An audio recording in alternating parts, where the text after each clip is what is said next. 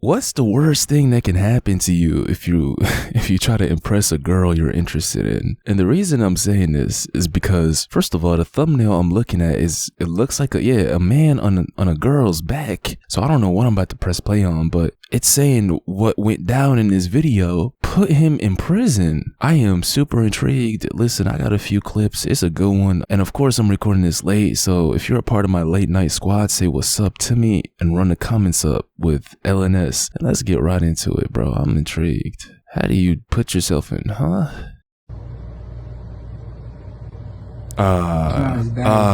It's over with. It is over with. And let me go back. Look at his legs, y'all. Is that an ankle monitor? It could be. But the fact that this tool put him behind prison, it's one of two things, bro. It's a modified tool that empties the mag all at once and not one by one. Or he's convicted of a felony and he's not supposed to have that. Look at this. Came out his bag. It's over with. It's over with, bro.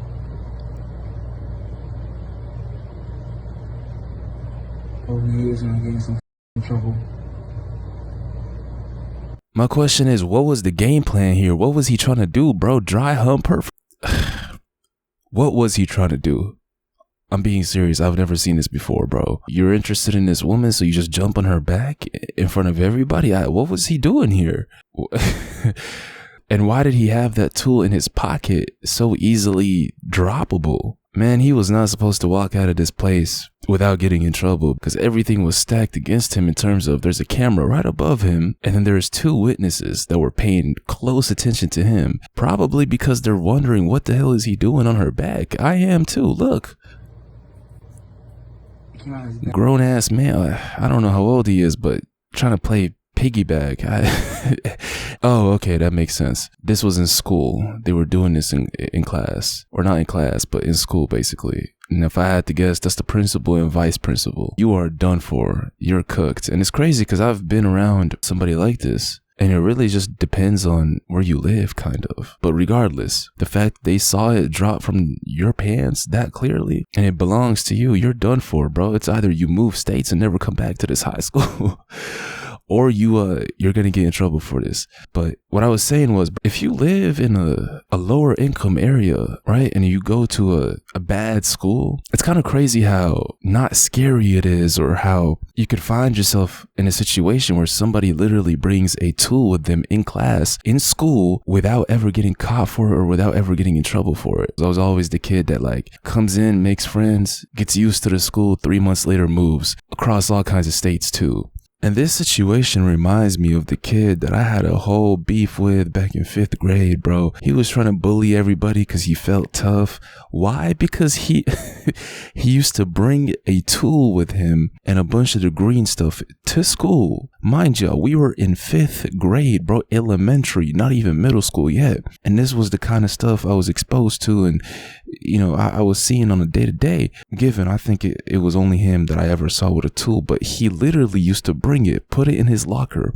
And whenever I was around, I'm talking about the friend group or just anybody that was around him in general, he would always be like, yo, come check it out. Come look at this. And just show, you know, the tool that he has to act tough or to scare somebody. To look back at it, bro, that is crazy, but it's not that abnormal. And the weird part is, like, when I say that, at least the first thing that comes to my mind now, like, given how often these school shootings have been going on, you would think that's like a big scare, right? But usually it's just for outside of school activities, if I'm being honest with y'all. But here's my point. And by the way, that kid, bro, I told y'all the story. And if you don't know what it is, bro, I got into a fight with him because he was trying to be a bully. Bro, it's crazy how tough you feel when you bring a tool with you, even as a young little shit. But he was always trying to bully somebody, bro. And I'm gonna tell y'all the story real quick just because I feel like it. I was sitting in class minding my business and he would just come behind me. And he didn't do this just to me, bro. He did this to a bunch of people, but I stood up to it. He would come behind me and smack me in the backside of my head. So I would get up and shove him. And then obviously, you know, the people would get in between and this person is saying, hey, hold me back, hey, stop. The teacher gets involved. So we never got into a fight until I was walking in the restroom after recess. And I remember this vividly. I was walking into the restroom after recess, and this dude punched the shit out of me, bro. Gave me a black eye and everything. And it was the first time in my life that I blacked out in terms of, I don't remember what went down, but I remember what happened afterwards. The last thing I remember was getting punched in the face. And then the next thing I remember is the teacher telling me, hey, why'd you put his head in the urinal? So, but then afterwards he was threatening me with the gun and the tool. But yeah, this situation reminds me of that time. It's not that crazy for people to have tools in school. It is crazy. It's insane. It's just not that uncommon, bro. And back then we all saw it as normal. To look back at it now, that is crazy, bro. That a 5th grader, that's how old I was bringing that kind of stuff with him to class. Let me know what y'all think about that. Second video we're dealing with is completely different. It's saying that. I'm not even gonna read the caption, bro. What is this? Not looping. Yo. What? Give me your name. What? Give me your name. Who are you? It's none of your business. Want me to pull the badge or what? Give me your name. Who are you? Do you want me to call the cops right now? Who are you? You just, hold on, pause. You just said, do you want me to pull the badge? You just straight up lied, trying to act like you're a part of some kind of law enforcement. Bro, if you don't back away with your hot breath before I smack you, I'm not saying that for no reason. Who does he think he is? Trying to assert his authority when he has no place to do so. Bro just said, I'm gonna pull the badge out. Do you want me to pull the badge out? 2 seconds later, hey, you want me to call the cops? Are you retarded? Or do you think we're stupid? If you don't push this guy away, bro, who does he think he is? Doesn't matter. It does. Go for it. Want to be a moron? Who are you? Who are you? I don't know. Come on, let me see. Now, if he would have Let me see. punched him right there, he would have been rightfully checked for trying to do this to him. Given I know bikers can be retarded and annoying sometimes, especially on the road when they're driving together, right? But still, you just lied and said, hey, you want me to pull the badge out? That's intimidation, bro. And now you want to touch his helmet. If he was to punch you in your jaw right here, you got no one to blame but yourself, bro. You don't walk up on people like this and try to assert a fake sense of authority that you don't have. Don't touch it. What are you gonna do about it? What are you gonna do about it? Get out of here. No. Absolutely not. No. Go back in your car. No. You want to be a moron and put everybody else in? Bikers sometimes are literally the worst kinds of drivers you can interact with on a road, but still, you just don't walk up on somebody like that. And also, you just didn't have to lie, bro. It would have been believable if you didn't contradict yourself 2 seconds later saying, I'm gonna call the cops. Bro, aren't you the cops?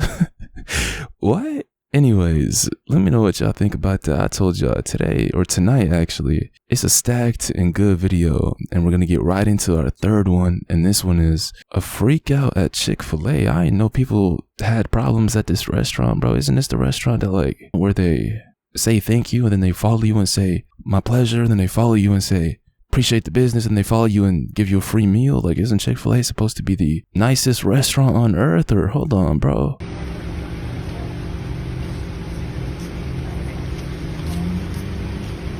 How's it going? So why I can't get no salt fries? So to give you a true no salt fry, we would have to break down the whole fry thing. Like to No, give ma'am. You don't put salt on the fries. The salt's already in the bin, That's what I want. And it would be in I have high there. blood pressure. I don't want salt on my fries. I've never been to a Chick-fil-A. They have different. Never been to. They a have Chick-fil-A. different ones. Like ours just doesn't. So do you're it. refusing my services because No, I'm we'll asking get you for- a fry. It's just not. We don't do no salt fries at this location. I don't want salt on the fries. Y'all put entirely too much salt on the fries. That's true. If you ever had them fries, they're good, bro. You know what? They're probably the best fries you can ever get in terms of fast food.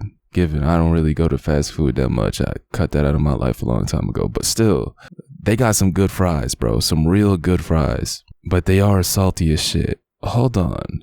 Well, I know that they are putting what is on Pathways, which is our process that we do. I but want fries with no salt. we don't do that at this location. I'm sorry, but we do have a kale crunch, a fruit cup. I will be calling corporate office with this video. Okay. All right. Thank you so much. What is your name? My name's Margie. Margie? Yes, ma'am. That manager just handled this situation real well, and this is exactly why, bro. If you work fast food, retail, Uber, any type of job that requires straight up customer service, I'm talking about direct interaction with the customer, you're a warrior, especially if you do your job good and you have patience to deal with insufferable people that can pull up. Not can, that will pull up. It's a guarantee. You will deal with decent people. It's not a lot, bro. That's one thing I swear to God, like, you learn real quick that the majority of people out here really let life break them on the inside, break them as a person, break the way they interact with other humans. They don't move with respect. They don't move with integrity, bro. And that misery is always apparent on their face. It's always apparent in the way they speak and carry themselves. That's the majority of people you will be dealing with if you work in customer service. So you really have to have patience to deal with that kind of people. Like I said, it's not all, bro. It's a lot of good people out here too. But my point is, shit, I was there too. And you know how I handled all these situations? Look, the manager makes more money than me.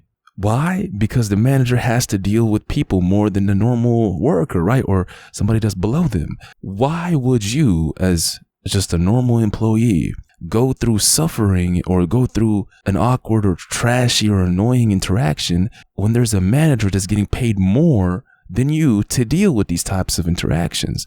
So all I did was, whenever I encountered, and it was always older women, I'll just be honest with y'all, it was always older women that come in bitter or mad or just want a problem. Just anytime I found myself in that situation, I would just straight up be like, all right, hey, be quiet for a second, stay right there. Let me call my manager. That's all I did, bro. I'm not interacting with you. I'm not going to sit here and argue with you or have this back and forth for a company that I really don't even, it's come talk to her. And it seems like that's exactly what happened here. Listen, I'm going to end this one right here. I hope y'all enjoyed. If y'all did, run the likes up. Like I said, I got a lot of good content coming your way, so stay tuned. And yeah, I'll see y'all in the next one, man. I'm out.